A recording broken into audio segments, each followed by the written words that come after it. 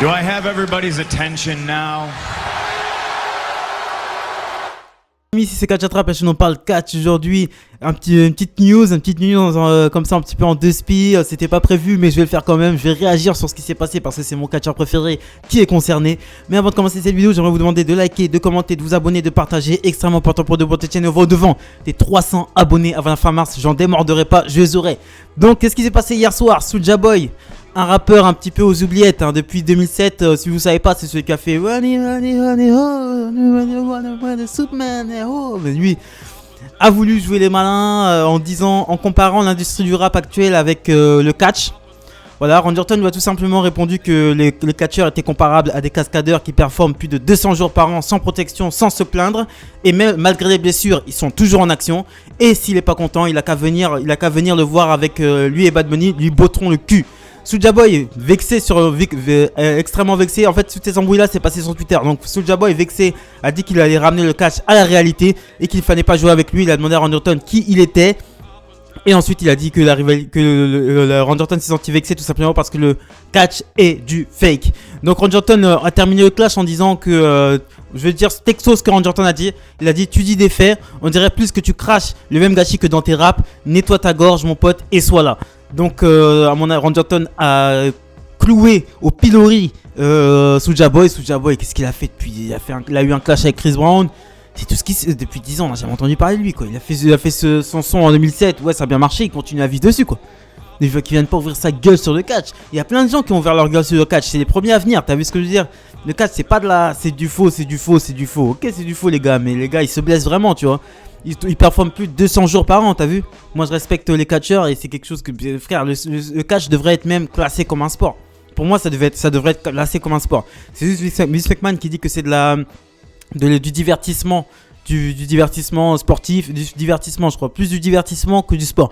Mais frère, y a pas à dire, on sait que c'est du faux en fait, c'est pas du faux en fait. Après moi je vous parle en tant que fan de catch, donc pour moi ça ne peut pas être faux en fait, tu vois ce que je veux dire, tu rentres dans l'histoire, soit t'es fan de catch, soit t'es pas fan de catch, mais on va pas taper sur le catch. Tu vois, t'as même des gens comme Conor McGregor aujourd'hui qui lorgnent du côté du catch, parce qu'il a eu 2 défaites du côté de UFC. Il a eu 2 défaites et il lorgne du côté du catch. Et Finn Balor a mis un petit truc sur Twitter, donc de lui et Conor McGregor, lui défendant sa ceinture NXT contre Conor McGregor en gros. Et Triple H lui a dit que voilà, il a dit clairement que Conor McGregor avait tout pour venir dans le monde du catch. Il a le charisme, il sait parler avec un micro, il est fort sur un ring, il est balèze sur le ring hein, et aussi Ronda Rousey, on voit Ronda Rousey est venu dans le catch, il lui a pas fallu longtemps avant de s'adapter, c'était la meilleure catcheuse du roster. En très peu de temps, Ronda Rousey est une excellente catcheuse. Donc pourquoi pas Conor McGregor? Je serais très très content qu'il vienne du côté de la WWE. Mais en tout cas, taper sur la gueule comme ça de la WWE, gros. Heureusement qu'il y a des gens comme Randy Orton, qui est mon catcheur préféré, je vous le dis, qui défend la WWE. Il l'avait déjà fait contre Conor McGregor aussi. Conor McGregor avait tapé sur la WWE, mais maintenant il lorgne du côté de la WWE. Voilà, il y a beaucoup de gens qui tapent sur la WWE, mais après directement il lorgne du côté de la WWE. Donc c'est absolument incompréhensible. Mais en tout cas, moi je serais toujours contre ceux qui tapent sur la WWE. Je serais toujours contre les stars qui s'occupent. Lui en fait, à mon avis, il a voulu faire un coup de buzz. Il a eu son petit buzz, hein, mais c'est Randy Orton lui, il est là, t'as vu, il est connu, il est là, tu vois ce que je veux dire, il a pas besoin de ça. Alors que lui, il a besoin de ça. Il a besoin de clash, il a besoin de click, il a besoin de clout. Frère, tu n'es plus rien. Soulja Boy, il n'est plus rien. Il vit encore sur son Crack That là. Il vit encore sur son tube là. C'est son seul tube de sa carrière. Il s'est sorti en 2007, il y a plus de 10 ans, frérot.